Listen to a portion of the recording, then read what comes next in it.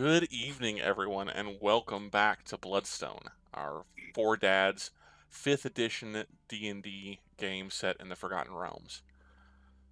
I've got all 5 members of the cast with me tonight. Welcome back, Draugg. Good to see you.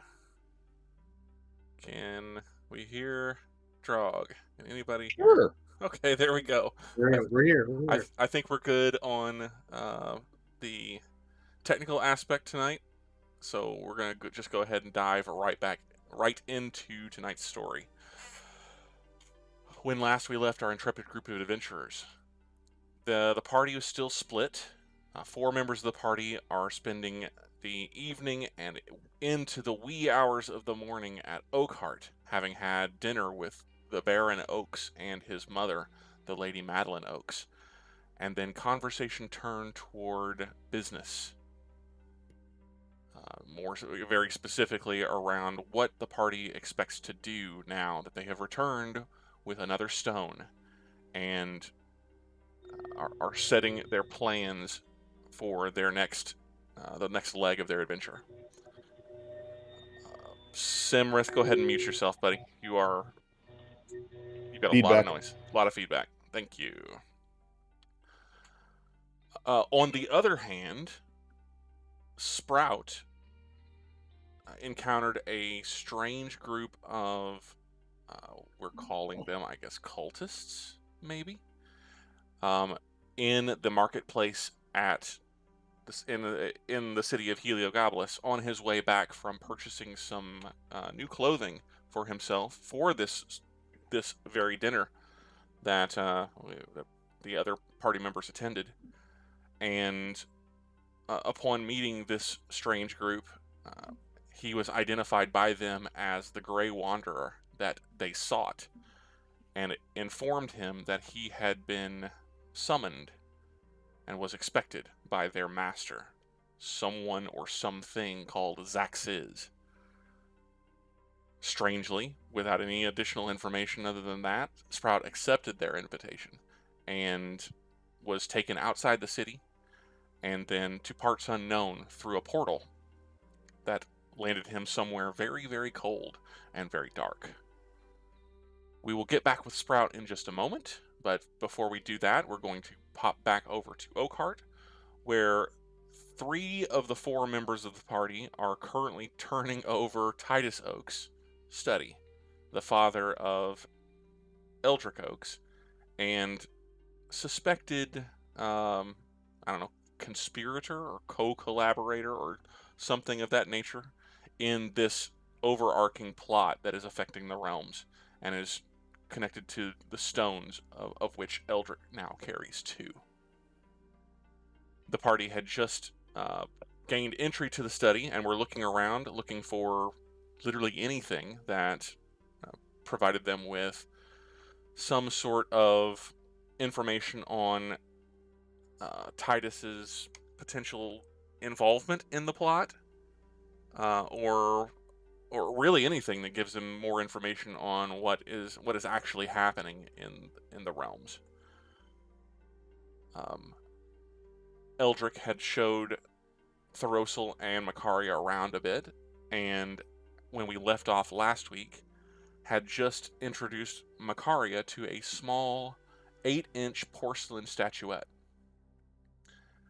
that he believes is the current form, I suppose, or representative of a friend from some months ago. That's where we'll pick up with tonight's session. So, gentlemen, it's to you. Absolutely. So Eldrick had just pulled the figurine down and shown it to Makaria. This was a friend named Tana, who he kind of gets a little sad look on his face, who I was not able to save. The figurine has been shattered and refixed, and it doesn't hum the way that it seemed to before. You are substantially more powerful than the last mage that I had take a look at this. I was wondering if you had any thoughts, if there might be anything we could do to save this woman.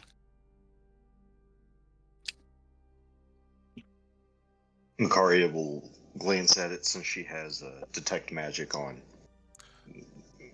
Kind of feel the slight, very, very, very, very, very faint kind of residue.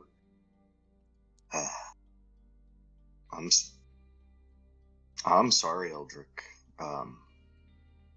There's a spell that I'm pretty sure I know what spell I'm sensing if you said it was shattered and returned to its current state.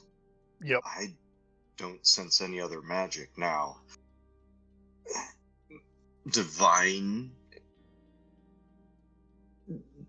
magics have a different way of working, and we have seen, obviously, with Thoros'l that his progeny, his family can seem to come up with new ways of using the arcane, so maybe. Well, but not right now. I'm fairly certain I know who caused this, and they are certainly of the arcane nature. He looks pretty resigned. He takes the little figure daintily and puts it back on the shelf where it was. Anyway, that's not what we're here for. I'd prefer if we could leave my father's office intact and in good repair, but I do think we need to take a look around. And based on what you've told us and what we've learned about the about obsidian, that object over there seems more interesting than I think it has been before.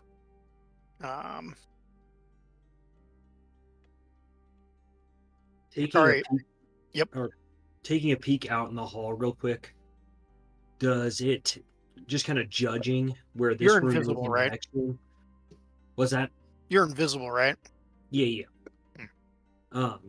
Does it look like maybe there's extra space between these rooms? Not as far as you can tell. The doorway, so to the doorway to the south that leads to Madeline's chambers, and I'm trying to click on it, but I'm clicking on the wrong thing. The doorway to the south that leads to Madeline's chambers from the hallway outside is flush with the back wall, as far as you can tell. And then there is a door that leads into another bedchamber. It's Titus's bedchambers, but that appears to be, as far as the hallway goes as well. So there is a possibility, I suppose, that there could be more space, like out on this wall. This is the only wall that you don't know for certain is connected with anything else. But like a cursory examination of the building from outside would prove that is not correct either. That the room appears to be as it is. No hidden spaces within the room. What's directly underneath this room? Underneath this room is the kitchens and a storage, like a food storage room, kitchens and pantry area. And then so this is the what's currently on the screen is the downstairs area, and so this area would be the great hall that you had dinner in. There's a servant's quarters back over here where it's the manor servants live. There's a food storage area here, and then the fairly large kitchen area. All right, all the same, I'm going to investigate as best I can the flooring, especially the centerpiece being Oakheart Manor. See if it's got something going on with it. Okay, go ahead and make me an investigation check. Okay. 6. You're looking around, and apart from just the very intricate pattern of the mosaic that upon the floor, you don't really find anything that sticks out to you as being out of place. Okay. Well, that's how I'm occupying myself while Eldrick gets Makaria to do other things. But he'll gesture to the obsidian orb thing that's sitting off to the side in the room. If you could give that a look, I'm going to take a look at the desk here for boring paperwork. All right. Go ahead and make an investigation check yourself, Eldrick. Investigation. All right, and I'm not just looking for like crackadoo arcane paperwork. I'm also looking to see if I can find the law, like the employment logs for the manor. Okay. Because that seems like it might be useful. Investigation would be a 8. +8. Nice. Yes. That's not going to help when I roll a 1. Well, Too distraught from the news that my figurine can't be fixed. Fortunately for you, it's pretty obvious that there's not really much to be found here, especially around Titus's desk. It's more of just a simple. It's an ornate desk, but there aren't even any drawers or compartments in the desk itself. It's a flat surface that is completely unadorned. There's nothing on it. There's nothing within the desk, as it is not truly, like, it doesn't have any sort of drawers or compartments in it that it would hold anything. So anything that your father might work on while he's in here, or might do while he's in here, it's very clear to you upon just a cursory examination that he doesn't store it here. He doesn't keep it here. Gotcha. Unless his interests are entirely academic and the shelves of books on the walls are what diverts him while he's here. Sure. Well, while I'm bumping my head on every piece of this desk, I want to look at that big sphere, or the onyx, or Obsidian. Obsidian, yep. Okay, so you still have Detect Magic active, and yes, there is a very, very faint alteration enchantment on the globe itself, but it is not a very strong enchantment, and nothing else about it, not the stand or anything else, has any sort of aura about it. Is there any writing, anything just around it, like just saying rock found or representing or anything like that, or is it just there? Go ahead and make an investigation check. And One in roll. Hey, Ooh. 1 out of 3 ain't 18. bad. There is a series in the kind of cradle that this orb sits in. I mentioned before, it's like a gold wire tripod, kind of. It's not exactly a tripod, but it's kind of like a stand that this thing rests in. Along the outside edge of the cradle, there is a series of runes that goes about a quarter of the way around the circumference, and they are actually in Draconic. Can you read Draconic? Yeah, Okay. of course. It is the Draconic word for illuminate.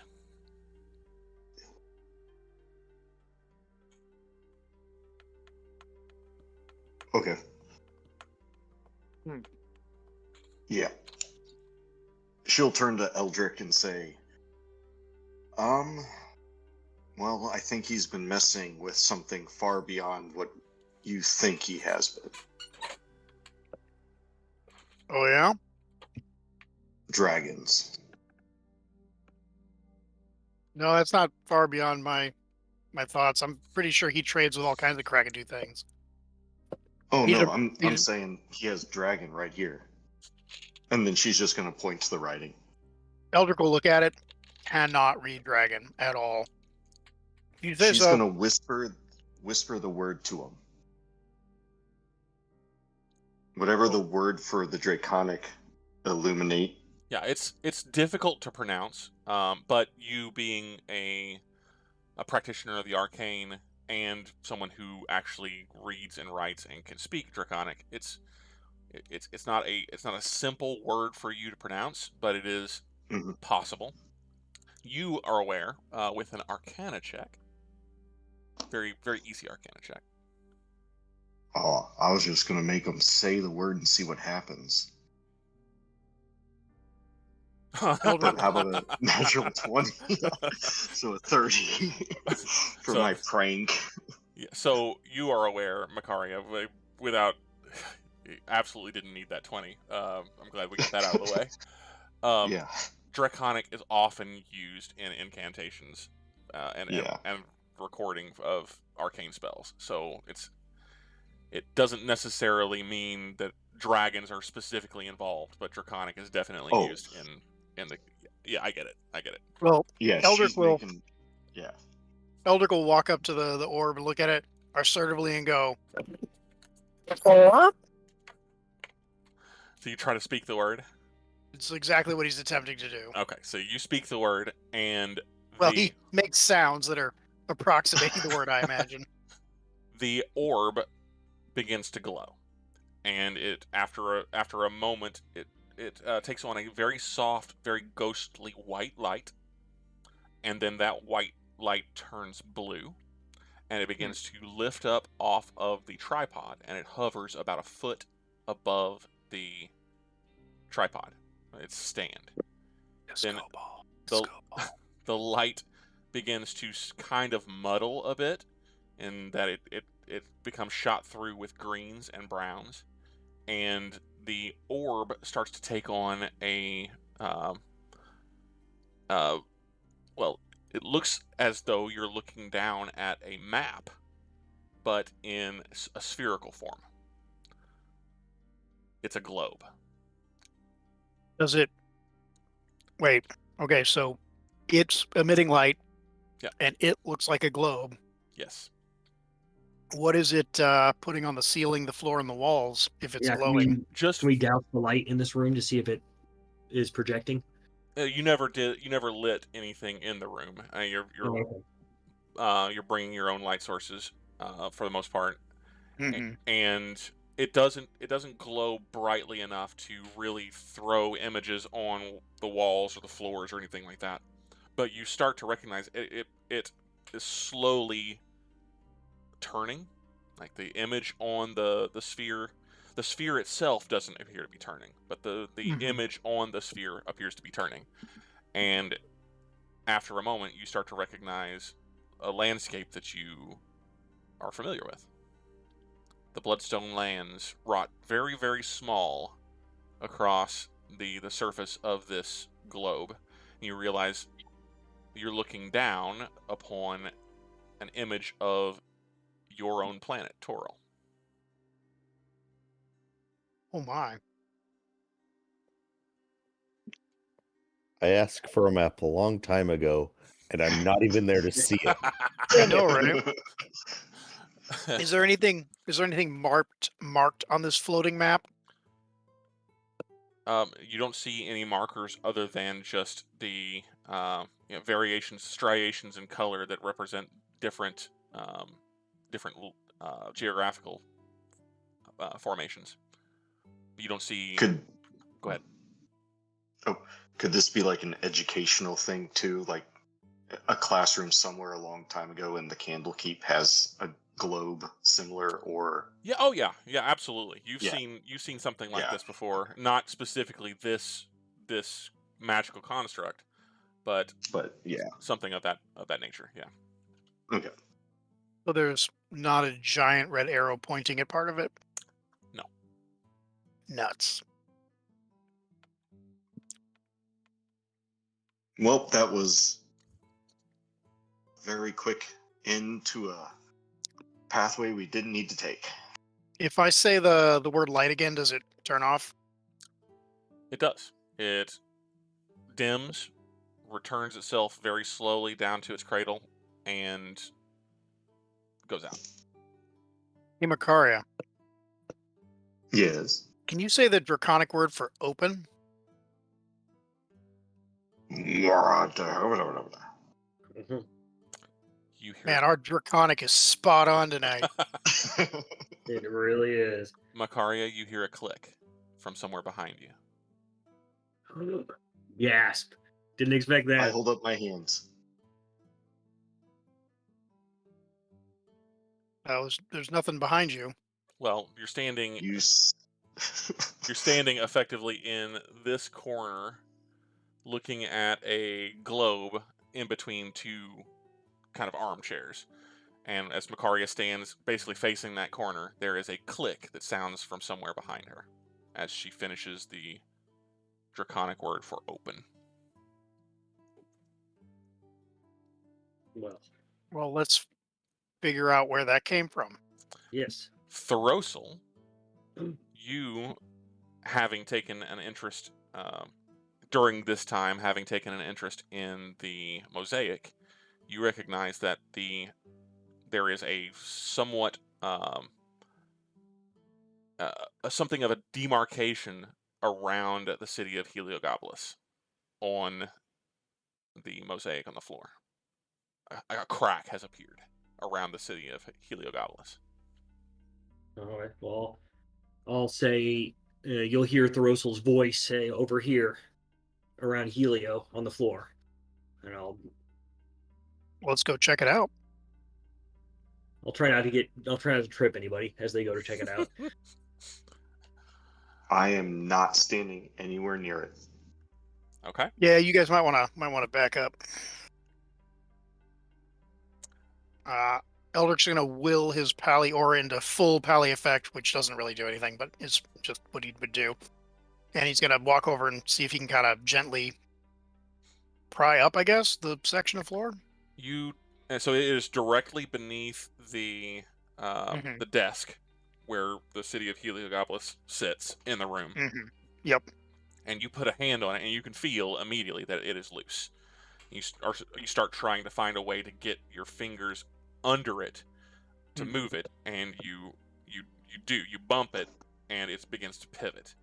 It swivels off of its mount, and it seems to be a just like a disc that as you begin to move it, it swivels away from and up off of the floor, and there is a recess in the floor beneath the city of Heliogabalus that appears to be a kind of an ornate, well, for lack of a better term, a slot or a receptacle. It's long and thin. It's probably the receptacle itself is probably about 3 inches wide and less than an inch in width. But around the receptacle itself, there are other depressions in the stone around it that suggests something would settle into this slot, but there would be something left on top to sit in kind of this cradle. Like a sword. Like a sword. Exactly like a sword. Or a dagger or something. Yeah. Yeah. It is a slot to place a sword. Well, Does it look to be about the size of my father's sword? You don't recall having seen your father's sword up close. I'm sorry. Let me rephrase the question. But a long sword, yes. Okay. I happen to have a long sword. I'll make myself visible. This sneaking around business is getting tiresome anyway. If we want to try any old sword, we can try this one. Yeah, it hurt to give it a. Wouldn't mind, since he's dead. He doesn't get to mind much anymore, does he? You mind if I borrow that? Not at all. Take the sword and place it in the depression and see if it does anything in the room. You put the sword in the depression, and the hilt of the sword and guard of the sword does not fit into the depression in the stone. It appears that it's not just a sword, but a specific sword that fits this lock or this slot. It would fit if thought you had that a might bigger be the hammer. Yeah. 8-bit. Does it have any magic emanating from it? Yes. In fact, as you turn to look, you can see that there is a very strong aura of conjuration that is emanating from the slot itself. And Can you Conjuration? draw? Eldrick, can you draw a sword from there? Can you just like... Okay. I mean, while Makaria's... Sorry, what else? Sorry.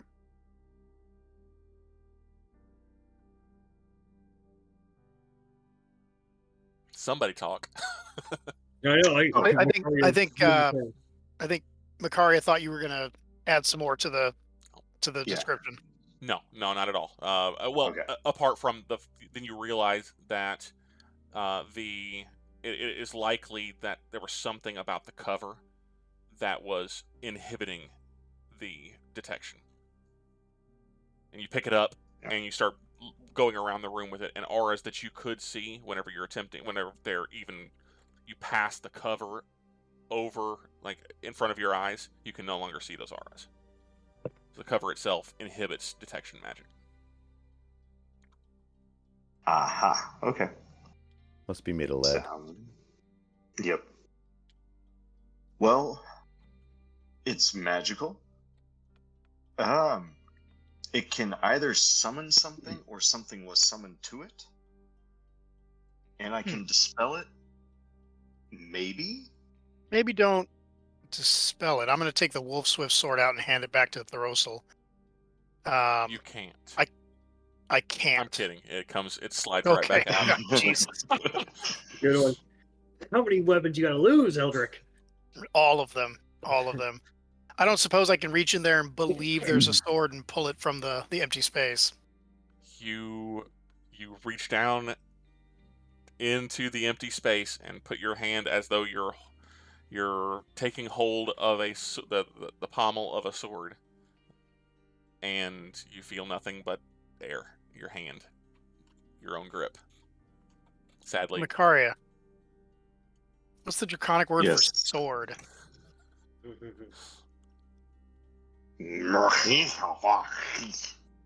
Nice.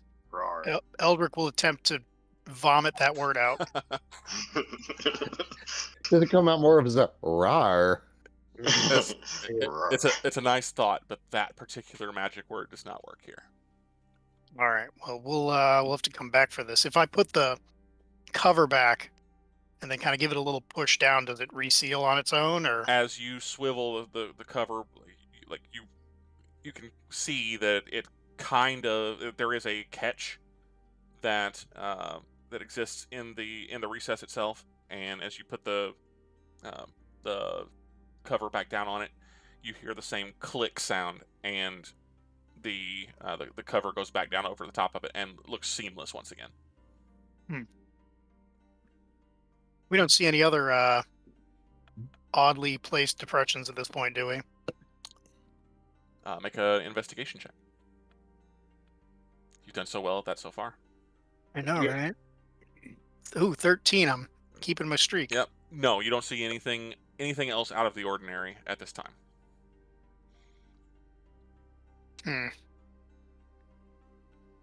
All right. Well then, I was really expecting the Eldrick will say, I was really expecting the globe to open up and have something in it, but Well, I could try and dispel the entire floor. I don't really want you to do that.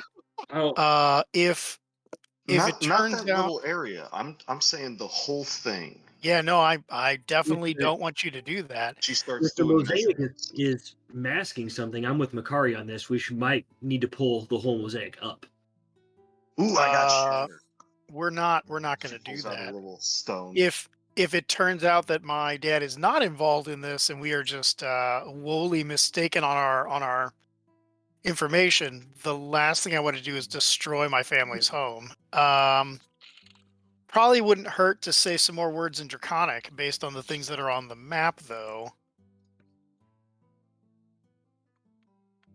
Like the tree and the manor and... You tell me what to say, and I will say it. All right. In that case, So then nonplussed.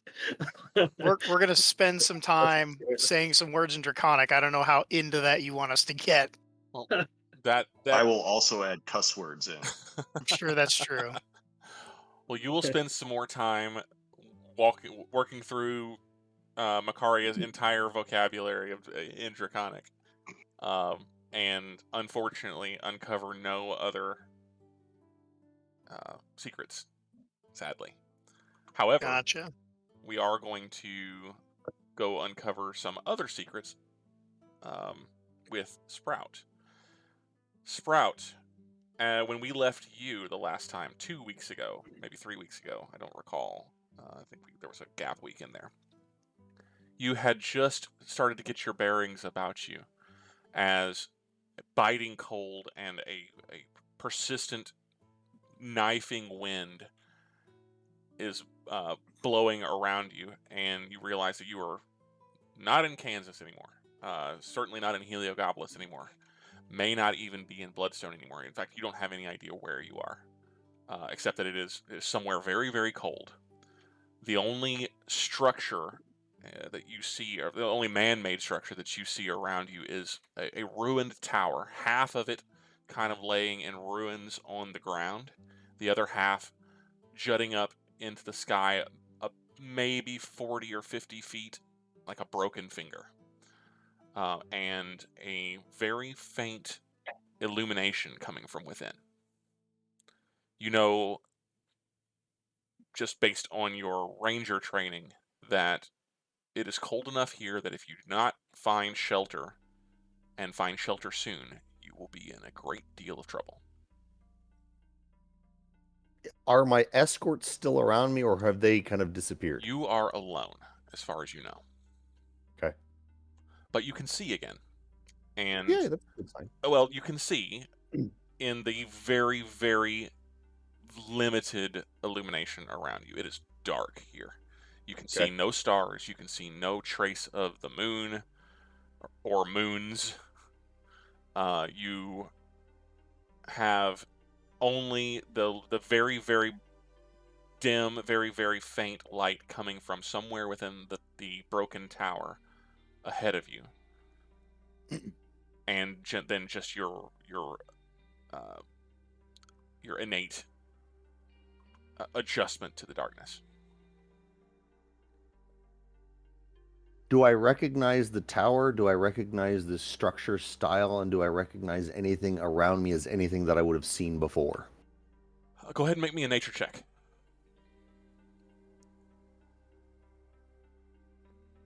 That would be a 12. 12. You do not recognize anything. You don't recognize the tower.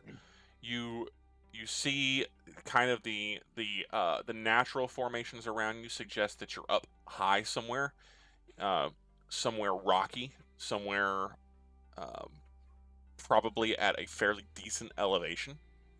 As you're trying to catch your breath, once the first kind of jab of this razor ice cold wind jabs through you, you're trying to catch your breath. You feel, I'm at elevation here.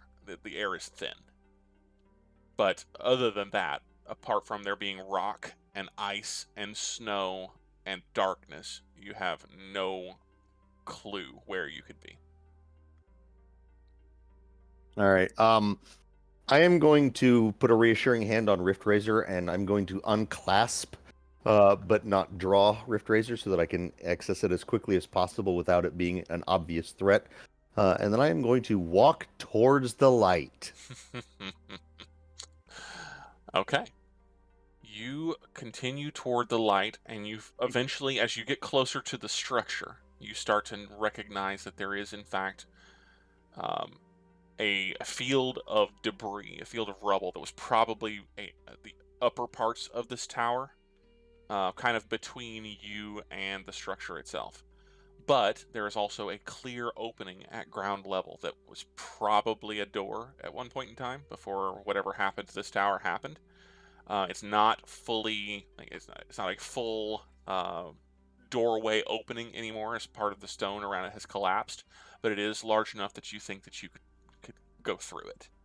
But you do have to kind of scrabble over some very slick, very icy stone and rubble to make your way over there. It's not like dangerous difficult, but it is a little bit difficult, especially considering you're already starting to lose feeling in your fingers. After a few moments of kind of breakneck, almost panic, trying to scrabble over this slick rubble to get to the structure itself and get in out of the wind, you find yourself directly before this portal. And by portal, I don't mean magical teleportation portal, but an opening into the structure itself. The light is not any more intense as you get close, but you can see the remains of what appears to be the interior of the tower, and similar kind of rubble and broken structure within. But you do think that it would be in a place in out of the wind. As I am trying to clamber into the hole, I am going to try and see what the light source is, and also what color it is. It is white. Oh, excuse me. It is a whitish light, perhaps yellowish, but it does feel to you like the light of a flame. And as you kind of clamber in through, squeeze your way through the entry point to the tower, you can see that across the way, across the broken remnant of this building, there is a single candle in a very small brass candle holder atop a very small wooden table, just sitting out. There doesn't appear to be any other furniture or any other furnishings in between you and it, apart from just some more rubble that just kind of lays in the floor of this tower. And bear with me just one moment. A new map?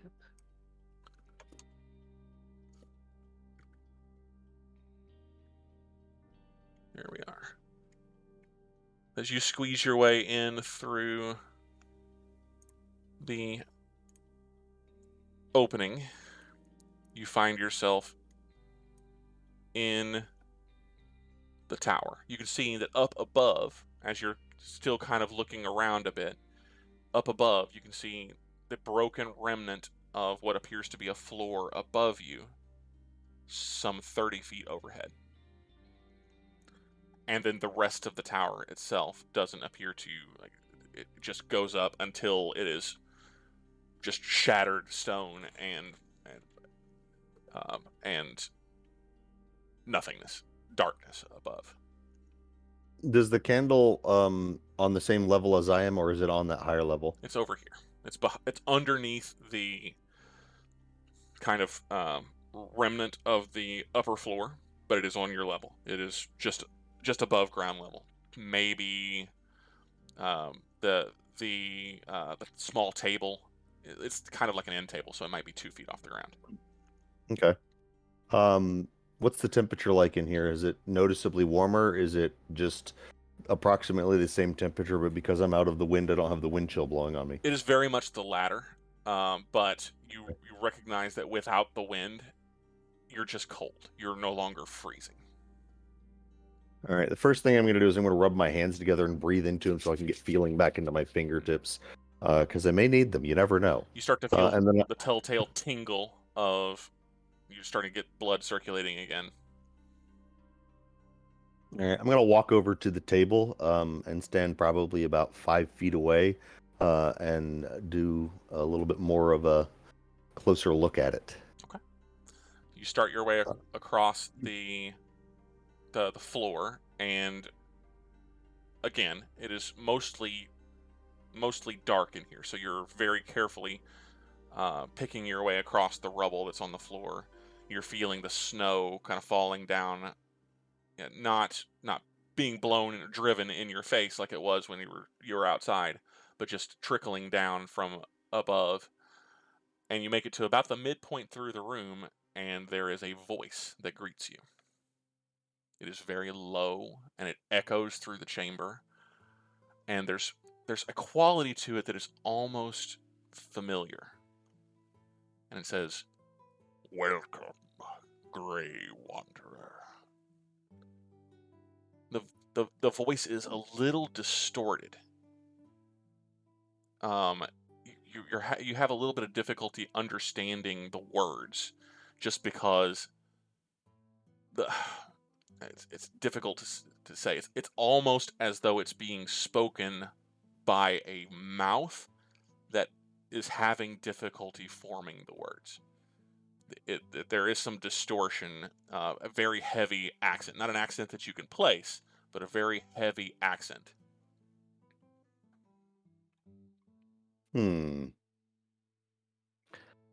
Nothing can go wrong with this plan. I am going to ask, to whom am I addressing? You have come to the realm of Zaxxis, the children of the Watchful.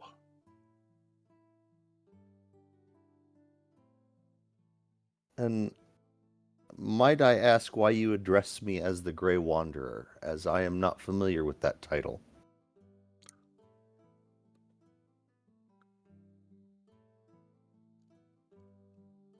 It is a difficult and long story, Grey Wanderer.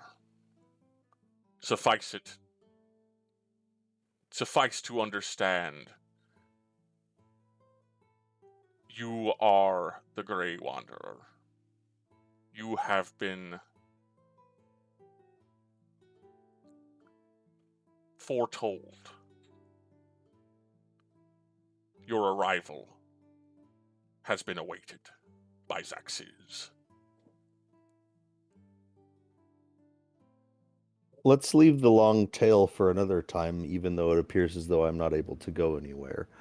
And I would like to ask, to what end does this prophecy of my coming foretell, and to what task or purpose am I supposedly supposed to accomplish? Redemption. It's just a single word that kind of rolls through the emptiness of the chamber. It kind of echoes off of the walls and within your own being. And there's just a pregnant pause after.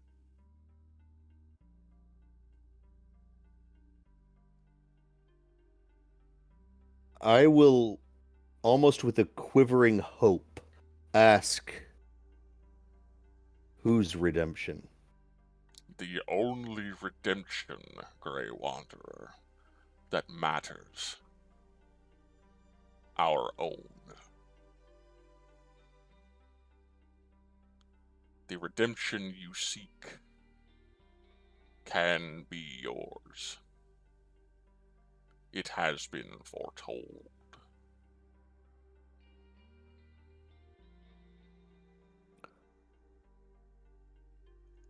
Your name is Zaxxis.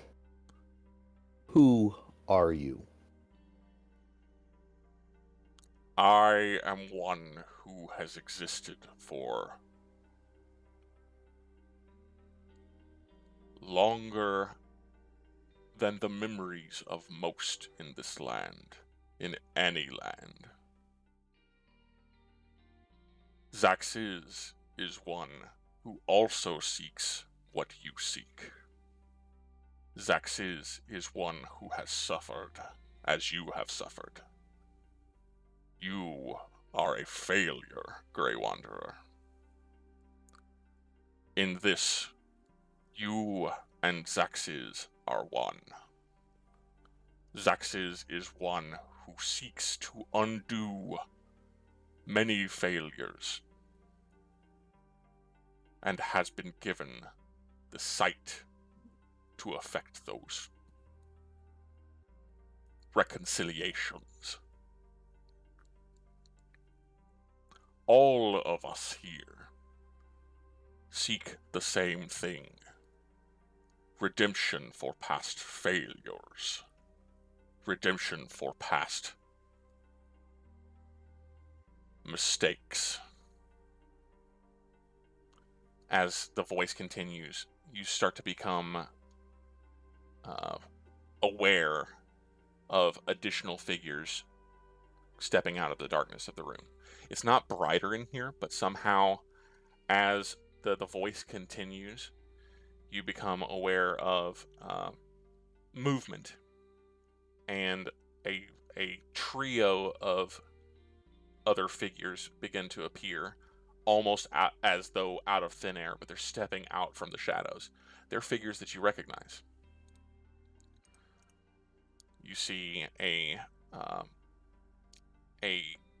kind of lithe half-elf woman in the same white flowing clothing that your companions from your previous trek were wearing. You recognize her. You see a somewhat a large kind of well-built man, also dressed the same way, bearded and very clearly kind of bulky beneath the robes that he wears. And I can't find, there it is. And a more diminutive figure, this one a dwarf, also a long flowing beard, a mustache that is very large and bushy and is bedecked with rings of gold and silver, that actually appears to be braided and goes back over his ears and is braided into his hair. All of these figures are still wearing the same flowing white robes and white headdresses that they were wearing when you saw them last. And they still have those wide open, sightless white eyes. Out from behind, or out from through the opening that you came in through, the insectoid creature and the smaller halfling figure step into view, and they stand directly between you and the doorway. Each of the children of the Watchful are as brethren to the Grey Wanderer and to Zaxxis. We are all failures in our way. And yet, we have all made the choice to seek redemption. Redemption for ourselves. Redemption for those who we have wronged or who we have failed. It is time. How will this... Go ahead. Sorry. I was going to ask, how is this redemption to be accomplished? That is no small task that you claim to be able to make possible. My failure is great. Through long toil and hardship, to be sure. Your failures difficult to address, but not impossible. If you choose Grey Wanderer, if you assume your place within the children of the Watchful, these secrets can be revealed. These secrets can be earned when you are ready to hear them, when you are ready to receive them. While I will not lie that your words sound enticing and your promises sound nigh impossible to complete, I feel that I must know more before I can commit to anything. Because while I have experienced great failure, I have also learned that I must pay more close attention before I step in. This is as it should be. Grey Wanderer, you are cautious. You have known great hardship, great pain, and you are slow to trust that which you cannot see. We are the same. Zaxxis respects the prophecy of your coming. Zaxxis has long awaited your arrival. But Zaxxis does not trust easily. If the Grey Wanderer wishes to claim that which has been promised, it must be earned. And how would you have me earn it? A simple test of your skill and your resolve. Simple. There are 3 candles within my lair. Extinguish each, and you will be accepted. And you hear the sounds, unmistakable sounds of weapons being drawn from sheaths. And we are going to roll for initiative. Fucker. Each of the other players has been given a character sheet or a stat block for another for one of the children of the Watchful. Gray is Orst, which will be taken by souls. Black is Prosper, which will... Hey, let me make sure that I got that right. I don't know who I sent to who. It's all... I have Orst. I have Prosper. Got it. Okay, so Zale has Orst. Souls has Prosper. Ica, I believe, is Cymryth's. Is that correct? I sent that to you through... Yes, Ike. Ica, yeah. Okay. And your goal through this is to prevent the Grey Wanderer from accomplishing his mission. Each of you roll for initiative. It could just be d20s, and I will add to initiative as the time comes. You all should have your individual character sheets. Standby vamp. You'll have a moment as well, but for the time being, Alanere. Mine's a 12 roll. All right, so let's get... I know who's going first. So initiative is 10 for Sprout. Let me get initiative started. Of course it is. You might be last, sir. Oh, where did Just before I can start the trial. Awesome. There we go. All right, so we'll remove that one. I see 2 Sprout Riftrenders. Do I have a double? Sweet! I have help! You don't. I'm trying to remove that one. No help for you. There we go. All right, so we'll add gray. We'll add gold. We'll add black. And, well, just one second.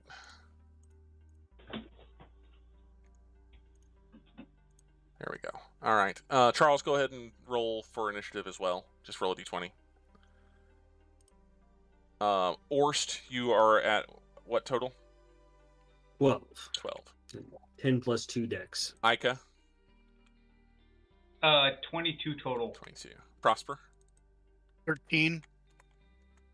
Okay, and then Vamp. Is that a 5 total? You're muted. You're muted. It would be a 4 total. 4. 4. Got it. Okay, so then, and Sprout, yours is at a 10. Yeah, I saw that. Okay, so we'll start with Ica, then it'll be Prosper, Orst, and then Sprout. So Sprout, you go last. All right. Woof. I'll pull this over so we can see. So, Sprout, you've been told that your goal is to extinguish 3 candles. You are aware of one. It is directly behind you in this space. And bear with me just a moment.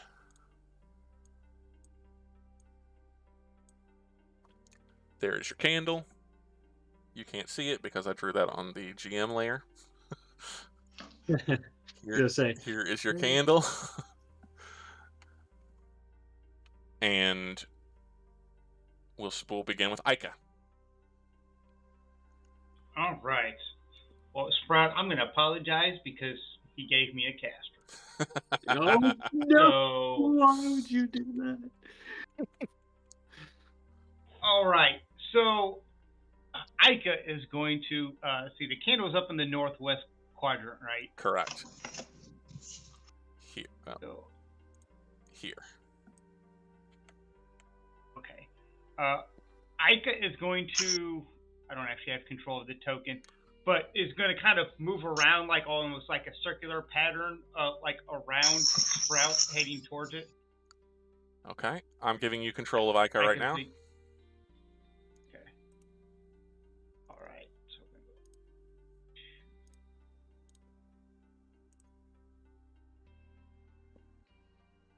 let's see. I could kind of moves like a circular pattern around Sprout, and is going to cast Vicious Mockery.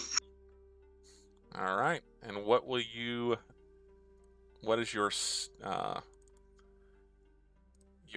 is going to be what is your verbal component on the Vicious Mockery? so his verbal component. He's more or less walking around Sprout and says, "You failed. You've always been a failure. A failure is all you will ever be." So vicious. So he will need to do a DC 12. I think it's Charisma. Let me double check on that. No, DC 12 Wisdom save. DC 12 Wisdom save. That's to you, Sprout. That's an 18. Okay, so he takes nothing from Vicious Mockery. Shrugging it But off. also, I'm going to use as a bonus action a taunt. So he'll kind of continue his stream of verbal insults and say, "Touch us, much less a candle." And we need to do a DC 12 Charisma saving throw.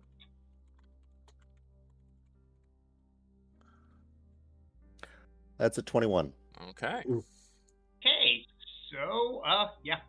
No effect there either.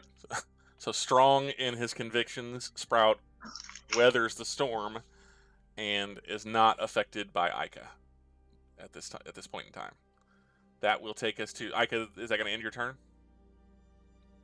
Yeah, that's every single one of my actions, so yes. That takes us to Prosper. Prosper, you're up. Is Prosper the bug critter or the He's the dwarf? He's the dwarf, the southern gentleman dwarf. All right, Prospero will twirl his mustache a little bit, and then he will pull weapons and charge at our buddy boy. Dwarf a few words. He pulls a scimitar and a dagger and brings a flurry of blows to come upon our fair champion here. So first swing is with the scimitar, if I can actually learn to type today. For a, I'm going to guess an 11 misses you. He's going to come in with the second swing with the scimitar, which is just he's having a day, man. He was too busy playing with his friggin' mustache to pay attention to who he was trying to kill here, and he'll come in with the dagger for the sneaky sneak. And he'll get the jab with that from all the oh wait, 19. Does 19 hit you? My armor class is 15, so yeah, that should be a hit. Excellent. Oh, I can't copy for that. For 6 points of damage. Ooh. All right. 6 points of damage, piercing damage to Sprout from Prosper. Let me adjust this real quick. And he'll give you a wink. Prosper, is that going to end your turn? Prosper? Yes, that ends my turn. That takes us to Orst. All right.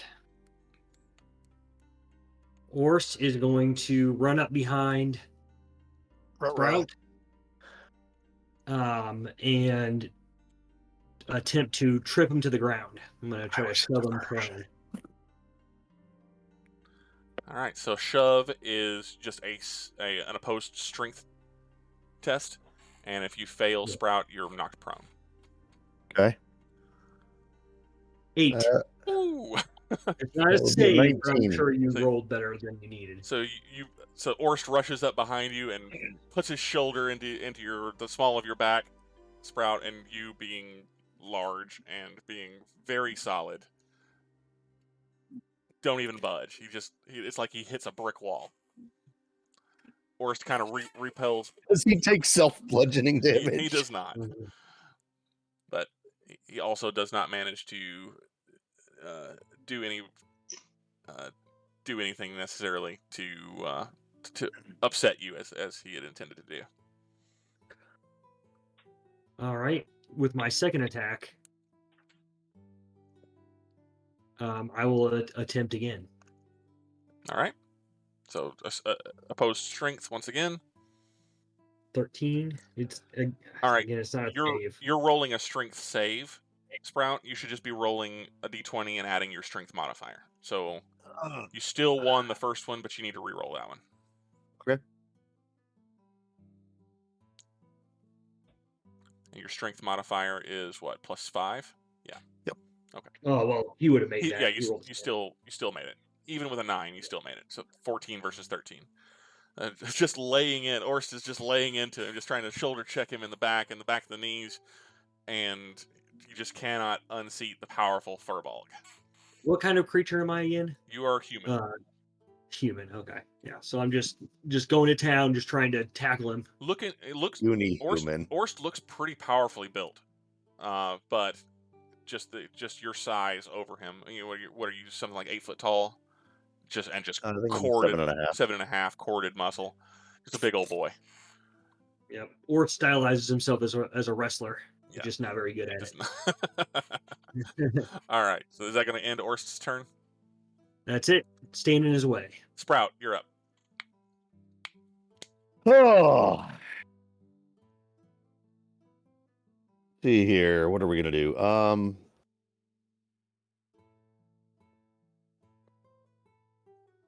Let's see if I can get some better music for our battle here. Whoa, we're trying to figure this out.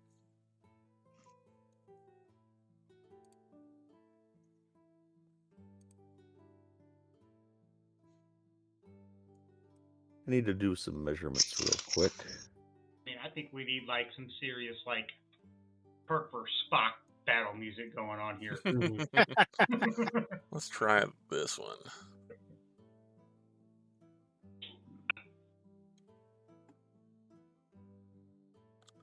Well, no, that's not it.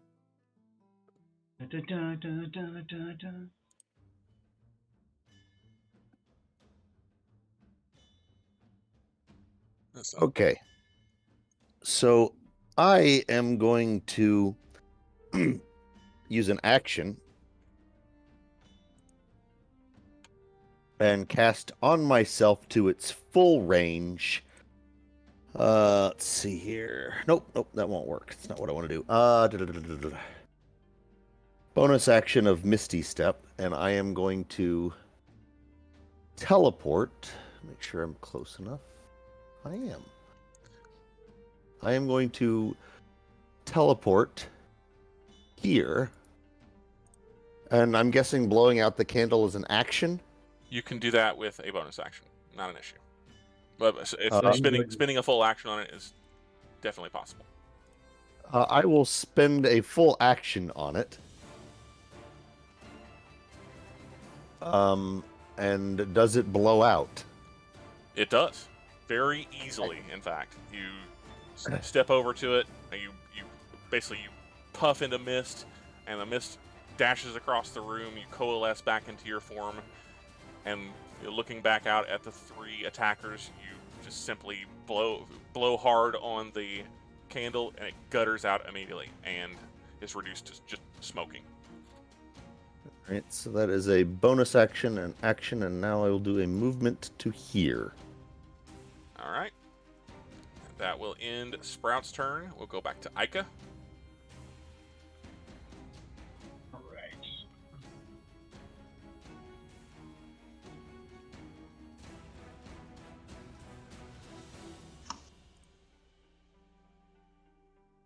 All right.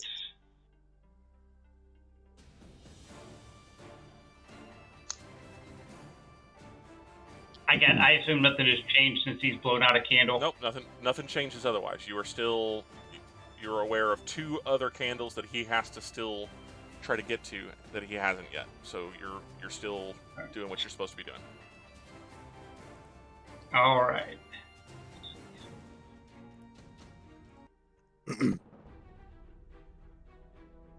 He will shimmy on over closer.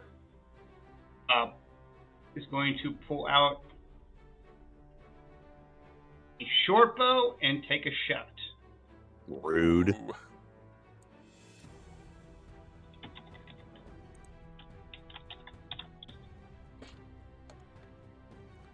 Uh, 18 total. 18's good enough. All right.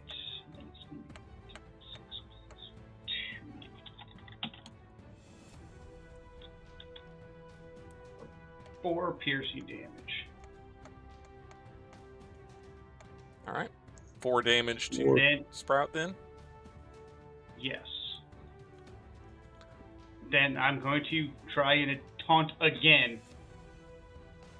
And he's, in the same tone as Vicious Mockery, is going to go, run. That's the only thing you are good at. Another DC 12 Charisma saving throw. All right. Charisma save, Sprout. Uh-oh. That's a fail. That's a so what does taunt do for Ica? All right. Until the start of my next turn, he has disadvantage on ability checks, attack rolls, and saving throws. Oh, that's Ooh, ability checks. I'm gonna knock you down. Wow. yikes. Okay. That's rude. All right. So put up the disadvantage icon there on Sprout to let us know, and that's until the end of your or beginning or end of next turn. It's until the start of my It's next the turn. beginning of your next turn. All right. Is that it for Ica? That's it. Then we're on to Prosper. That was enough. Prosper is going to dart here. He can't quite make it to close the gap. So as he's approaching, he'll toss 2 daggers as his action All right. at our buddy boy here. For 12, I think, is a miss. And 6 is definitely Prosper. Just too busy twirling that mustache. He's just looking at himself in his sword and just, man, I'm a pretty looking dwarf or something. I don't know what he's doing. He's having a day, man. Having a rough time. Yep. All right. So that'll end Prosper's turn, which will take us back to Orst. We sure will. Orst will grin, charge up, and just like try to spear him to the ground with another shove. All right. So this time it'll be opposed strength checks, but Sprout, you're doing it at disadvantage this time. No, Uh-oh. 19. Fuck Yeah. me. Do you add anything to that, Orst? No, I'm +0 Plus strength. 0 strength.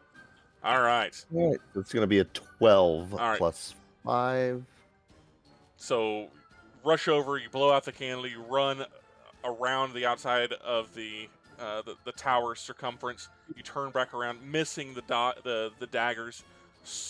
Arrow from Ika's shortbow catches you in the shoulder and blasts you back a step, and then this wiry hunk of man hits you around the midsection and blasts you up against the back wall.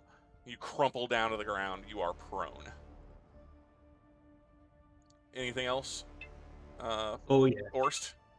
Oh, yes. Oh yeah. With kind of a wicked grin, he'll slowly draw his short sword and attempt to stab you with it. All right. To the ground. That is at advantage because your target is prone. It's going to be a 10 plus, probably not enough. 10 plus 4, so 14. 14 is not Armor enough. class is 15. So All right. trying to get the wind back in you after being blasted up against the stone wall, Sprout, you realize that you're still in danger. You're very much in danger now that you're on your back. And you look up just as Orst tries to bring his short sword down with both hands into your midsection. You roll out of the way and bat away the blade as it chinks against the stone and on the ground. Orst, I assume that is the end of your turn. That's it. Now it takes us back to Sprout. All right, so going from prone to standing up is an action, is that correct? Half your movement. Half my movement. Yes. All right. Well, I'm going to stand up because that's a better option than not standing up. All right. All right. I am going to move. I gotta make sure I get distance. There.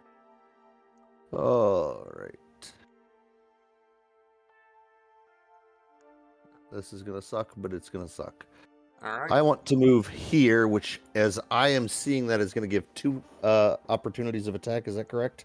Yes, you'll pass by Prosper, and you're leaving Orst's threat range. So both of them will get a chance to attack you. Swing away, gentlemen. Ooh, 22 or 21. I'm sorry. 21 is a hit. Okay, let's see. 6 plus 2.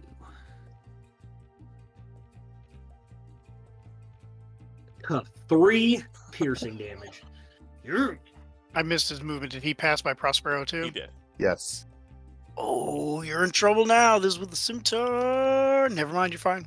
Oh my god. You're good. I'm really glad that Eldrick's not in a fight. I'm gonna be honest. The second tier or the second level that is above me, how high above me is that? 30 feet.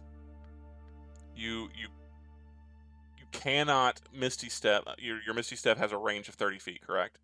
Yes. You cannot Misty Step from where you are to the upper floor because you can't see that space. But you could potentially Misty Step up to where you could catch on to the side and pull yourself up. But that's going to require some stuff, some rolling. You need to be able to see the location that you're stepping to, and you can't see the floor. Yeah. What you So the gonna one do? candle's been blown out. Do I see light from anywhere else? You do still see light from somewhere above.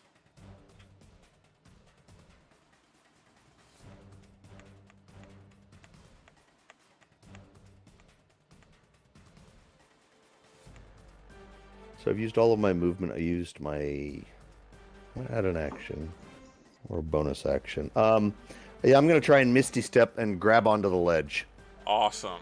All right, so you can perform your Misty Step, which gets you in the range to potentially grab onto a spur of stone. Go ahead and make me an athletics check or an acrobatics check, whichever you choose. Incoming athletics check. At disadvantage because my voice is cracking because you're still under the effects of the taunt. So The first one was at disadvantage. yeah, the two rolls there. So your roll Oh, okay. ends up being a I 12. see it. Yeah. So you are able to with your 12, that is sufficient. You are able to grab a hold of a jag of stone and keep yourself from falling the 30 feet back to the ground. That does not, unfortunately, give you the ability to pull yourself up onto the stone. That will require your bonus action.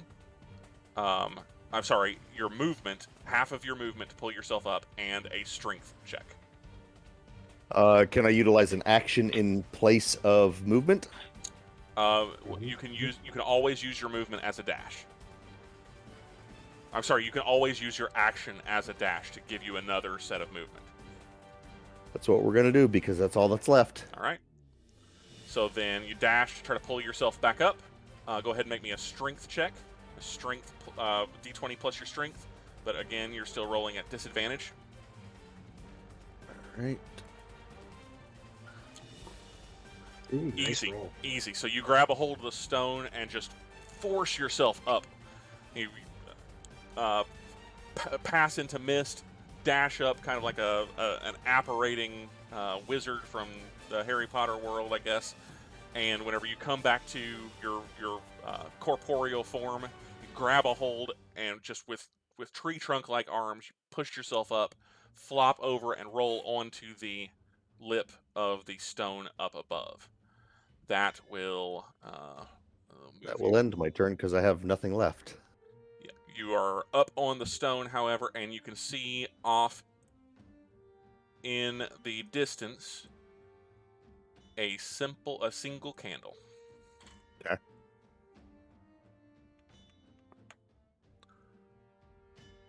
Resting essentially in like a wall sconce. And that will end your turn. By proceeding to the second level, you have activated my trap card. Vamp, did you get my messages on Discord? Did you just send newer ones? No, the ones I sent previous. I got that. Yep. This would then activate your held action. Son of a... Oh, yes. that's not right. That's not what I wanted to do. Is it push them back down a level?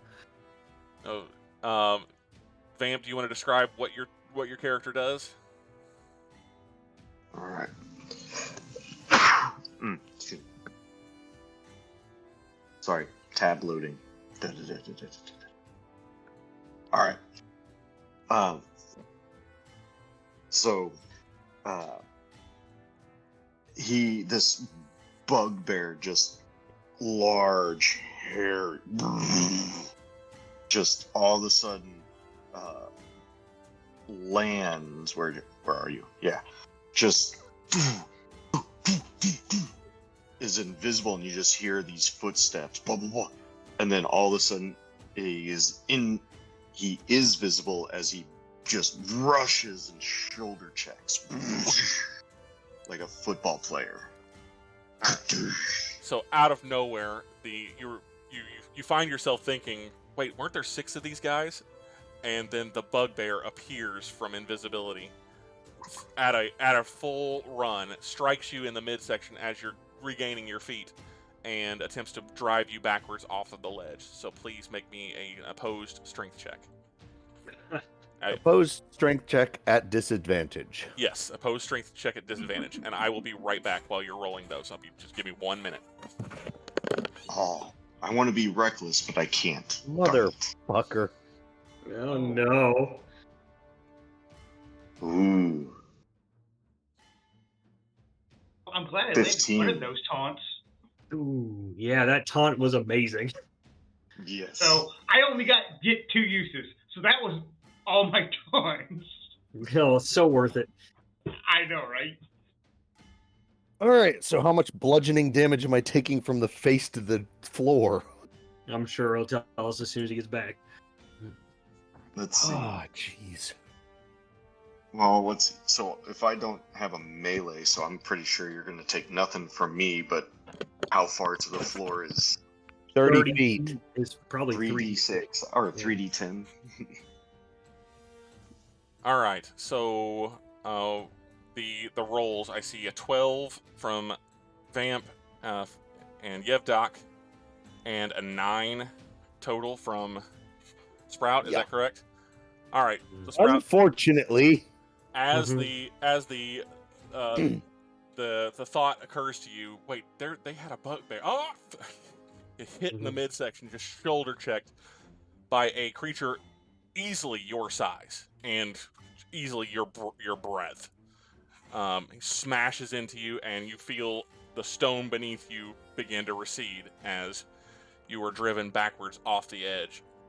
And there's just an awful moment as you're in complete free fall for 30 feet. As you're thinking, oh God, it's rough down there. This is not good. I'm having a really bad day. And then smash, crash down onto the stone below. It's a 30-foot fall. That is 3d6 points of damage, bludgeoning damage, and then an additional 2d4 because you're falling on broken stone. So that is good for you. It's only an additional 2 points of damage. So 16 points of bludgeoning damage as you smash down into the ground and are left prone. Yes. again. Some more. Some more. The voice, the low voice that you've heard before, says, "This is the behavior that lost you your world, Grey Wanderer. Get up and fight. Fight for your redemption. Earn this." And we will go to Ika's turn. All right. Sprout is back down on the first floor with us, right? That is correct. Very You don't hard. have to point that out. All right. I'm out of time, so that's boo. Range on that one. Oh, that's plenty of range. Ika is going to cast Shatter. Okay. What is shatter? Actually, I will. No fun, let me tell you. It's like fireball. Tiny fireball. Yeah.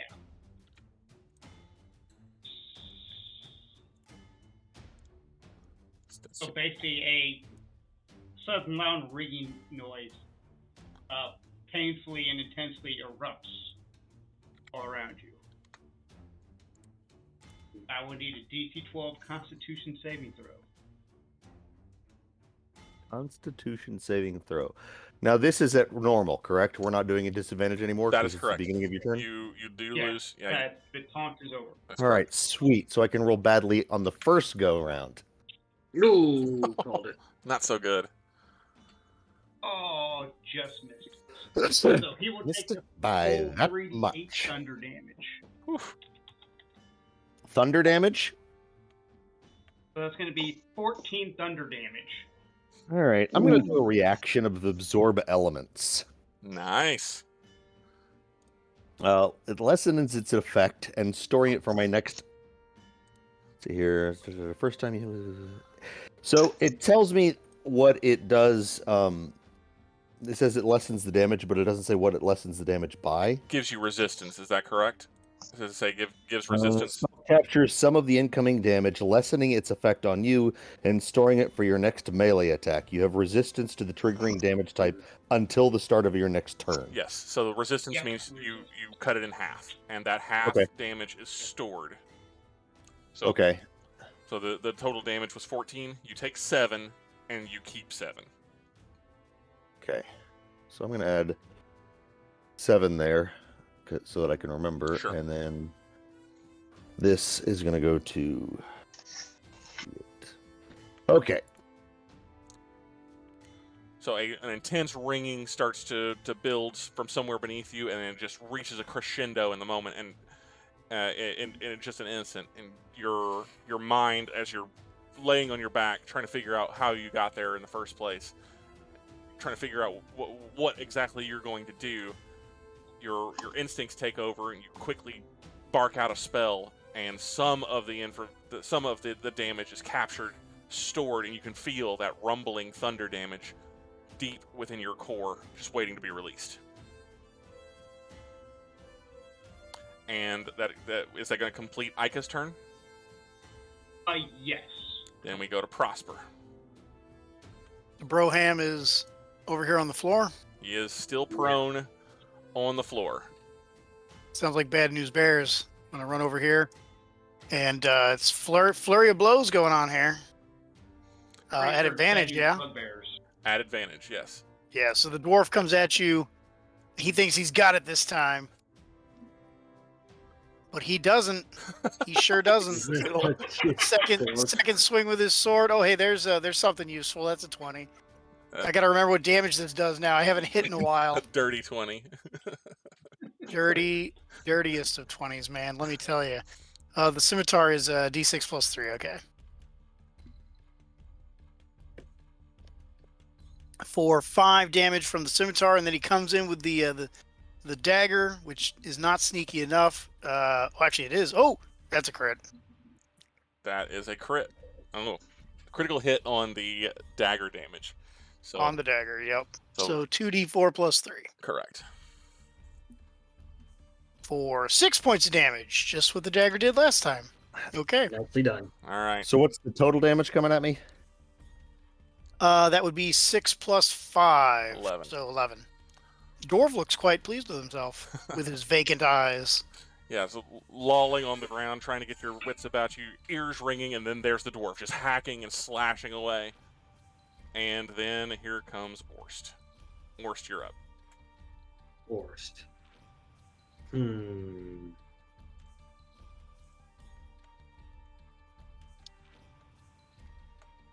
I'm going to run up, and since he's on the ground, I'm going to attempt a grapple. Okay. So, opposed strength check. Once again, at disadvantage because you're prone. Sprout. So that's going to be a 14 for Sprout. And a 13. 13. So 13 for Orst. So Orst rushes over and tries to jump down on you bodily and hold you to the ground so that his companions can continue to just wail on you. And just summoning reserves of strength that you may not have realized that you had, you just bodily fling the man off of you and back to his feet. And it is once again your turn, Sprout. I have a second attack. You got a second turn. Yeah, sorry. I'm going to My try to grapple second time. 9 this time. All right. Disadvantage, Sprout. So he gets a hold of you. So he doesn't have you pinned to the ground, but he definitely does have you down. So he's holding you basically. Maybe he gets you in a headlock and he's holding you to the ground, where you're in the grappled condition currently, and your speed, your movement while you're grappled is 0. So until you can break this grapple, you can't get up. That will then that ends Orst's turn as he's holding on to the head, grabbing the beard and just twisting and trying to hold on to the furball and keep him on the ground. Yep. I'm wrestling. Just wrestling. All right. That'll take us then to Sprout. Sprout, what you got? I'm thinking I'm starting to get mad. Oh no.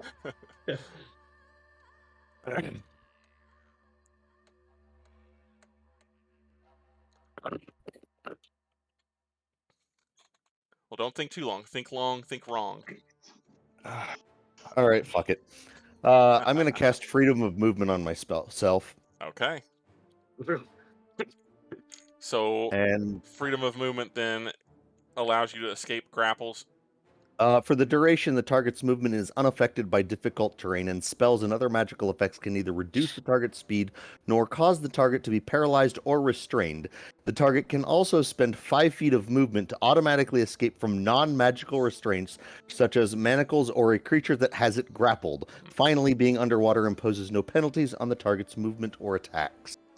Great. Fine, spend your 5 movement and get out. Fine use of a spell, absolutely. So you we'll give you the that condition. So you are able to spend 5 feet of your movement, and you cast your spell, and your muscles start to tense. You just have this presence about you that your level of confidence in yourself starts to rise, and you're able to just basically put a big meaty palm on the face of Orst and push him off of you and fight your way to your feet. I assume that that's what you're doing next. You're going to get up. I am going to get up. All right. So you are no longer prone. So you stand up, towering back over Prosper and Orst that are standing next to you. You're no longer grappled, you're no longer prone, and you have freedom of movement. Follow-up question.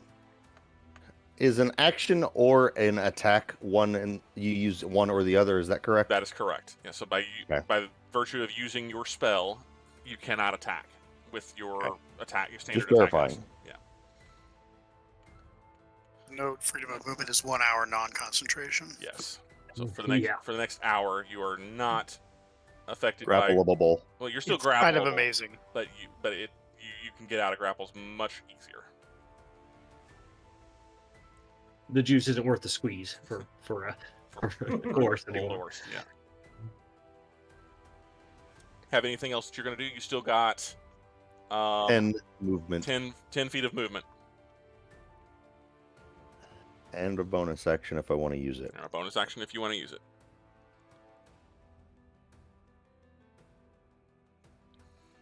I'm going to draw my sword. Yeah. So, at long last, the furball realizing that violence is going to happen. You're trying to do things the easy way, trying to just accomplish the mission, and let these people go. Violence has found you once again, and the slightly purple hue of the Riftrender shines out in the darkness of the broken tower as Riftrender leaves its sheath. And that will end Sprout's turn, which will take us to Yevdok. Yevdok, you're 30 feet up. What you want to do? All right. Is there Trip. an easy way down, or is it? There are Since I'm reckless. You are aware of a set of rocky promontories that are basically they're piles of rubble that are not exactly stairs, but they could be used with an athletics check or an acrobatics check to get down on this end. So kind of wrapping around this section of the wall. You can make your way down. It is considered difficult terrain, so it takes double your movement, and you do have to make an acrobatics check to make it without falling. But it is possible to do so. I got a target. Are you Let's the missile? jump. Oh, okay. Yep. I have a purple target. I'm going to take 3d6 no matter what. Let's jump on top of them. All right. So you're going to dive down onto Sprout. Let's just make it a flat out attack roll, and you are considered a missile weapon for the purposes of this. So use your dexterity instead of your strength. Okay. And if you hit Sprout, then he shares your damage. If you miss, you just fall 30 feet to the ground. At first. Close to it. Probably hear a snap. 10 altogether. So this hulking form brushes past you, probably makes contact, if we're being honest, Sprout. He makes contact with you, but you see this form approaching you out of the corner of your eye, and you just freedom of movement, just this fluidity of grace of your form. You just kind of pivot and put your hand on him and just direct him to the ground. Just allow gravity to take its course. And Yevdok, the bugbear, smashes down hard to the ground next to you and falls prone, obviously. So Yevdok, that's going to be 3d6 points of damage for you. And the 2d4 as well. So that's going to be 14 points of mixed bludgeoning and piercing damage for you. As you Sounds good. smash Excellent. down hard. Alright.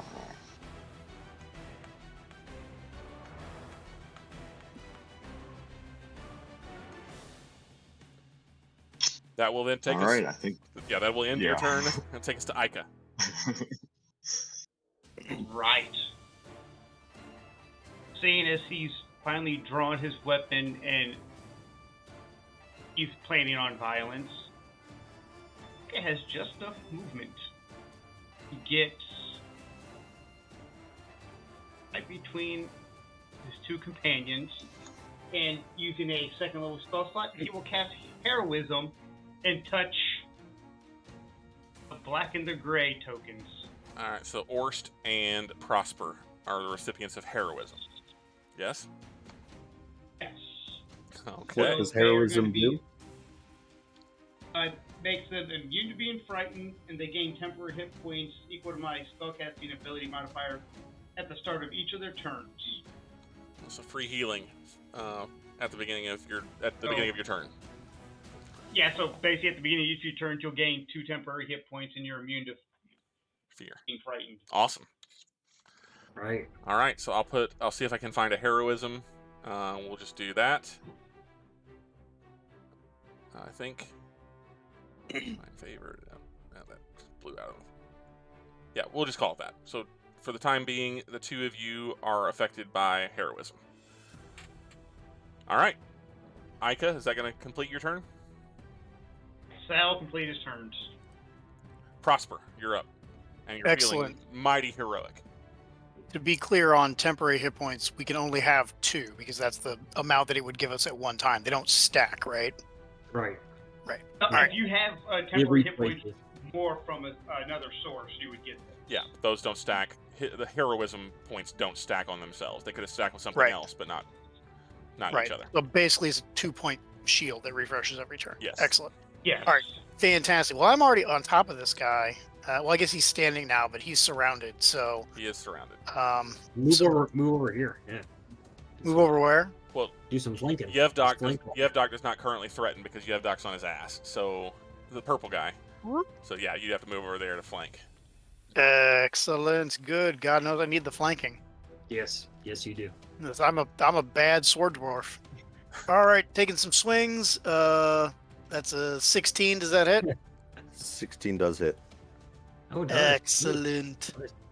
So that'll be some 6 damage right there. My second sword swing is going to be just... Oh, there's a 16. That'll do it. For another 5. And then the dagger comes in. Shanky, shank, shank. 16 will do it. 4. Let's get a 4 on here. 4, another 5. So 5, 16 5, 6. Yep. 16 total points of damage from the dwarf. Shank, shank, shank, shank, shank. That will end my turn. Finally, dwarf. All right. Mm-hmm. Orst, you're up. All right. Short sword in hand. He'll go to town, I guess. Time to go to work. A 19 plus change for that is going to be 7 piercing damage. 10 plus 4 is a miss. 19 and some change for that D20 is another 3 piercing damage. So 3 and 5, 8 damage. Or 3 and 7, 10 damage. 10 damage total. 10 damage. Yep. All right. That will then end Orst's turn. That's it. All right. That'll take us to Sprout. Kill us. Kill us now. What you got, Sprout? Casting on myself Zephyr Strike. Okay. And is that an action or a bonus action? Bonus action. Got it. Reading it, you move like the wind. Until the spell ends, your movement doesn't provoke opportunity attacks. Once before the spell ends, you can give yourself advantage on one weapon attack roll on your turn. That attack deals an extra 1d8 force damage on a hit. Whether you hit or miss, your walking speed increases by 30 feet until the end of that turn. Okay. and we are going to attack. And who are we going to attack? You've got a target-rich environment here. I am going for prone. All right, so that's an advantage on the attack. Switch this over. Advantage on the attack. That is going to be a 26 to hit with 13 damage. Plus, we also have the absorb elements damage, Yes. which, if I remember correctly, is an additional 7. And then we will do an extra 1d8 force damage with Zephyr Strike. Make it happen. Oh, there it is. So 8 plus 7 plus 13, we're looking at... That's 28 points of damage on the first attack. Incidentally, And who's that against? that's prone to the missile bugbear. Yep. Missile bugbear. So Sprout he pulls out the sword. He's trying to parry the attacks. They're still getting in. Hits from the front of him. Hits from the back of him. He just focuses himself for a second. Feels that thunder rumbling in him, and just wham! Slams the blade into the fallen bugbear on the ground. The eruption of that thunder energy passes down through the blade and rocks the bugbear. The Zephyr Strike buffets him with wind and further damages him. Then the bugbear or the furball looks back up at the others. And what are you going to do for your second attack? We are going to teleport to here, and we are going to attack this black guy from behind. That's rude. Really? That's the rude thing? Raises. I've only stabbed you like 5 times. Uncalled for. All right. So we are attacking with Rift Razor. That's a 22 to hit with 14 points of damage. So Ooh, whoa. That hits. Do you have advantage on that? yeah, you don't have advantage on that one because you're not. Oh, sorry. He's not prone. It doesn't matter because the 17 would still, I think, get there. Yup, it does. Yep. So still 14 points of damage. 14. So We are now going my word. teleporting here, and we are going to attack. Is it Ike? Ica, yeah, but you used your bonus action already, right? Distant strike gives you 3 attacks total. But I recall that it allows you to use your bonus action as the final attack. I may be wrong about that. At 11th level, you gain the ability to pass between the planes in the blink of an eye. When you take the attack action, you can teleport up to 10 feet before each attack to an unoccupied space you can see. If you attack at least 2 different creatures with the action, you can make 1 additional attack with it against a third creature. By all means, I was incorrect, so go right ahead. Ica. So mean. All right. Ooh, 31 to hit. That'll do it.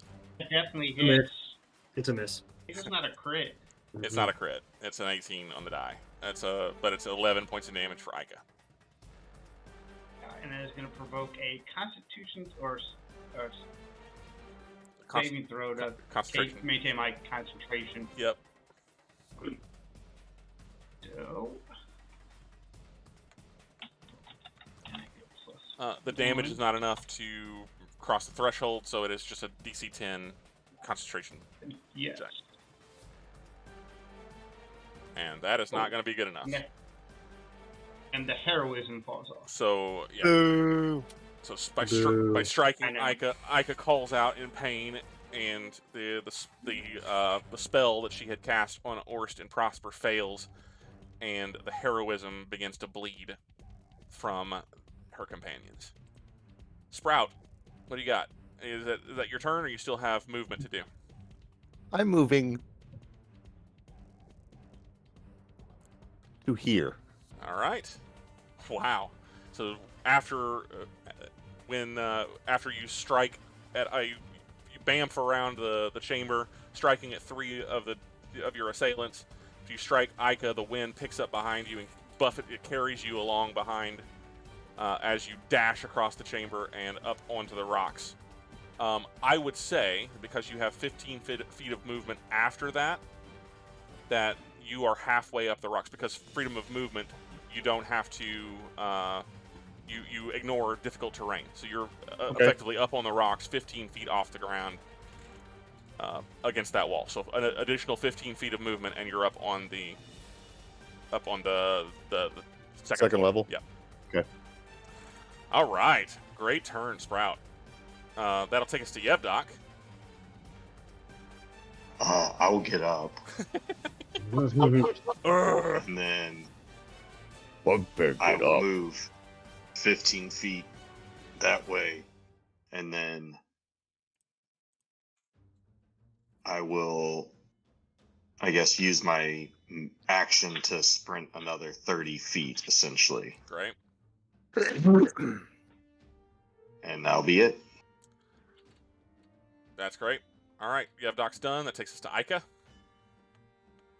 All right.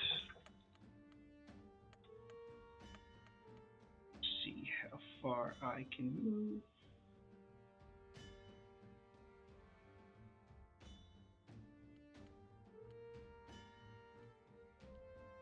All right. Ica is going to move toward Sprout. Should be able to get a good sight of him up on the wall from there. Yep, you can definitely see him. He's going to shoot at him with his short bow. All right. Fire away.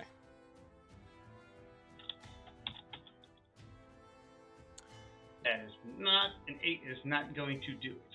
Absolutely not. All right. So But what else you got? just one more thing, I will basically turn back to the bear companion. I forget the name. And going to give him a healing word.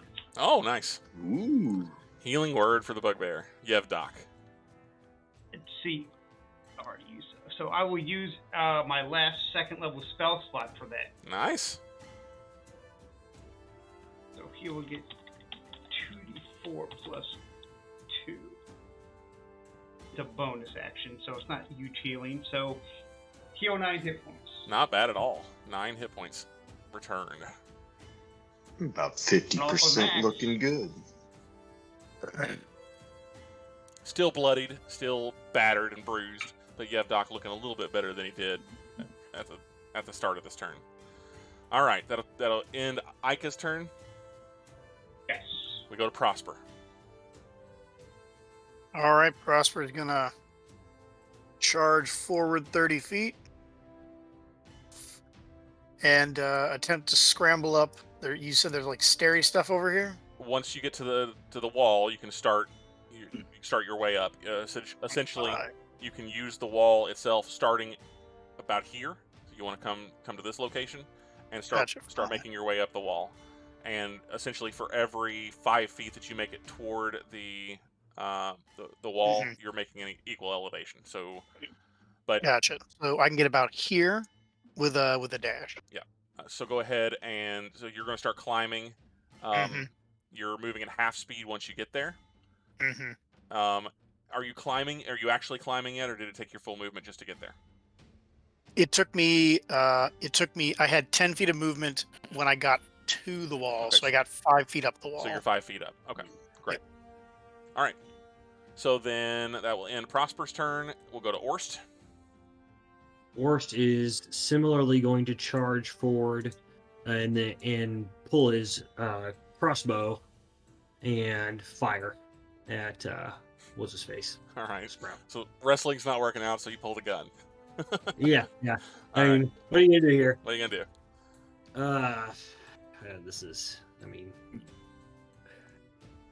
not enough. Hand crossbow plus 4, 15. 15 is a hit. Is it a hit? 15's good. Oh my goodness. Didn't expect that. What am I doing? D6 plus 2, like always. 5 piercing damage. 5 points. And then for flavor, I just throw the crossbow at him. I'm not reloading it.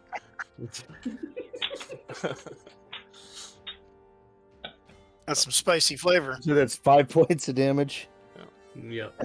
Crossbow bolt comes skidding across your ribs as you're trying to crawl your way up these rocks, and then you turn to see the guy that that shot you because you didn't realize that they were all armed with ranged weapons.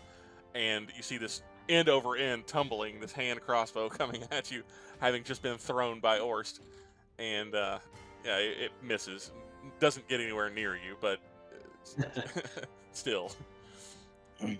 That then takes us to Sprout. You're up.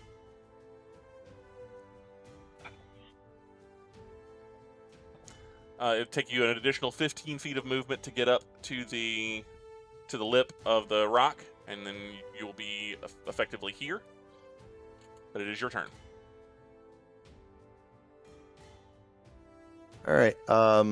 We're to take 15 feet and move there. Yep.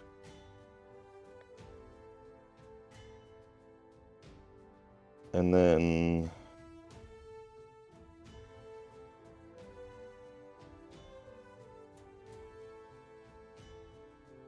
we're going to Misty Step from there to the candle here. Okay. Blow it out. You blow it out, and it gutters and fails. And you hear the voice again. Yes, Grey Wanderer. Show us that you are not defined by your failure. One final candle. And you start looking around, and you don't see another candle. Do I see anything above me? You do not, just blackness. And you're looking around, and you're trying to find where could it possibly be. And you look out into the center of the chamber, and there's a very tiny light that is floating out in the middle of nothing as a candle rises up from below and is suspended 15 feet out above the rocky floor below. Is it above me or at the same level as me? It's maybe 5 or 10 feet above you, but it is it's not like unreachable. But it will require you to dash out into open space to try to reach it. Okay. Can you mark on the map where it is, or is it in the center? It's in. We'll just say that it's in the center of the chamber. Yeah, I'll just put it out here. Say that it is right here. Okay. With my remaining 15 points of movement, I'm going to move to there. All right. That will end my turn. That ends Sprout's turn, which brings us to Yevdok. Yevdok being the only one apparently without any ranged weapon. I don't think he would be able to You see kind of me made anyway. yourself a ranged weapon, so You were the ranged That's weapon. true. Yeah. It's Um, it goes. It should be said also that you are fighting on a field of rubble, so you can find ranged weapons. Oh, I don't need one. Yevdok is going to take about 10 steps back, look at the candle, look at where Sprout kind of could be, and hold an action to throw his great axe Yes. right in front of the candle / at Sprout if they jump. Awesome. I love it. All right, so And Yevdok is I don't holding an know, action. can I do it recklessly? Oh wait, no, that's a melee. Never mind. Yeah, it's melee. Damn. Melee only. But that's an awesome move. I love that. Yeah. So I'm gonna lock you up with a. Planted. Your reaction is spent to do that, and that takes us to Aika. Aika, you can't so physically. plot twist. Go ahead. Yeah, said plot twist. That's like just a fake candle. It's an illusion. Sprout's the real candle that's got to get snuffed out.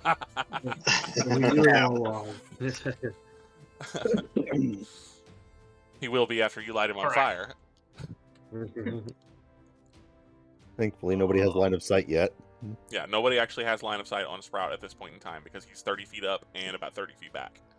So you guys know he's up there, but you can't see him. All right.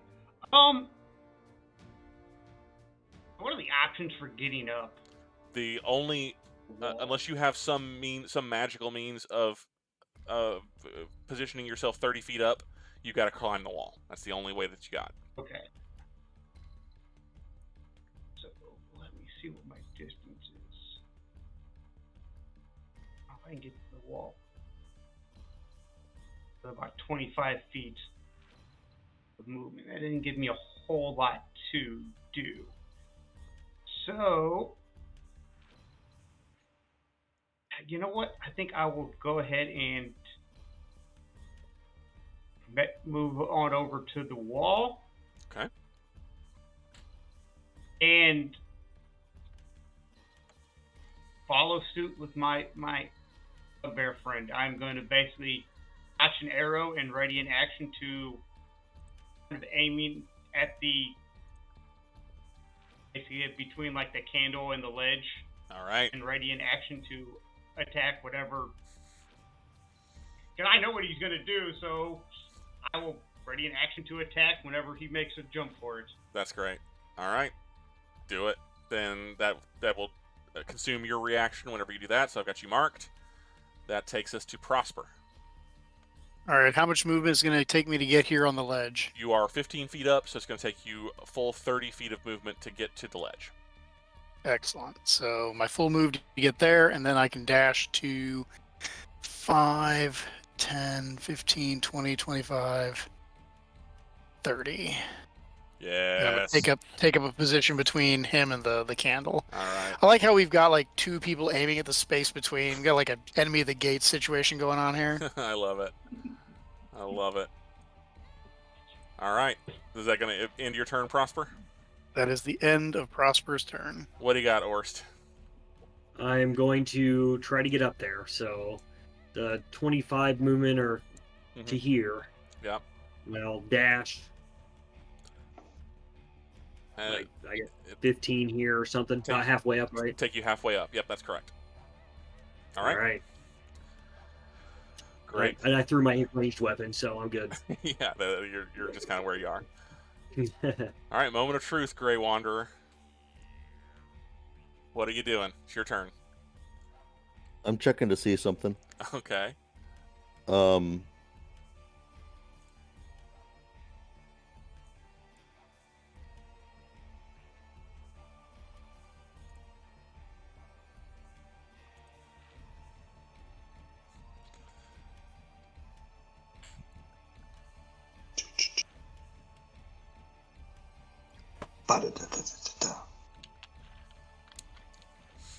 Well, since we are so close to the end of the session, while we're waiting for Draugg to decide what Sprout wants to do, because this is a momentous moment.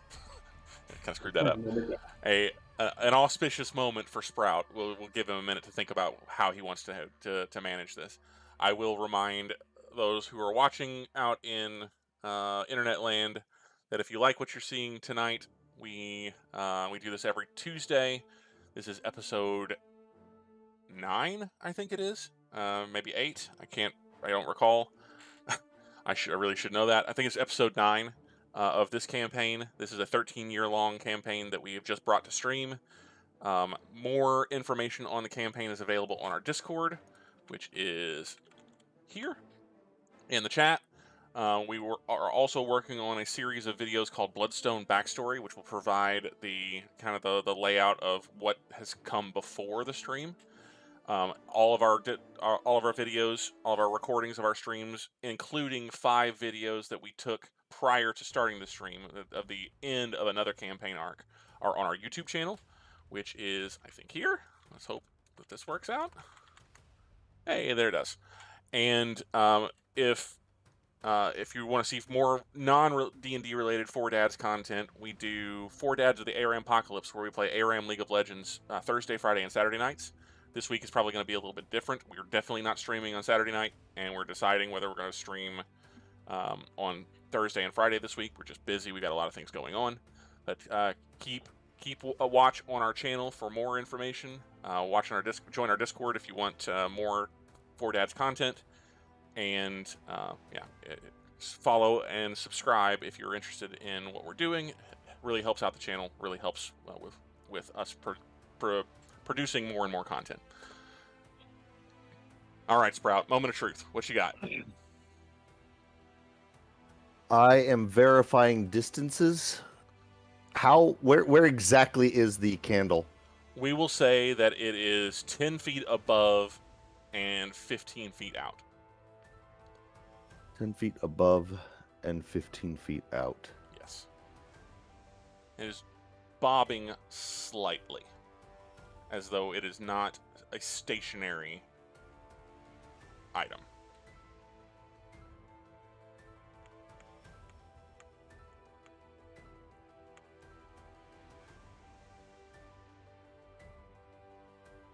Fuck it. Do it. I am going to take a movement from here to here, basically sprinting. Yes.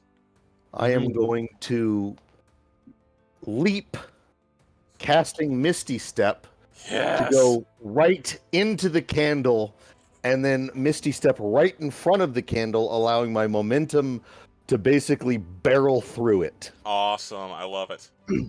All right, so you dash past, and the Misty Step precludes any attacks of opportunity from Prosper as you're teleporting rather than leaving his threat range on your own through your own momentum. So you dash out, appear directly above the candle, and just engulf it with your body as you fall down to the ground below.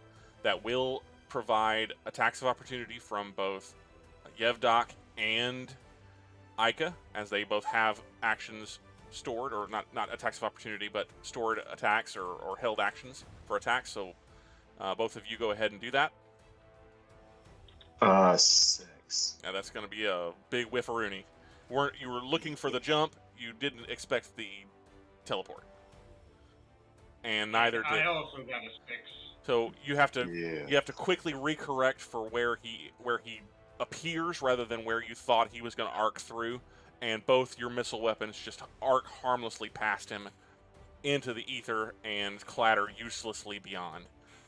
Sprout, you engulf the candle and you can feel the heat of the flame on the palm of your hand as you smash it against your chest.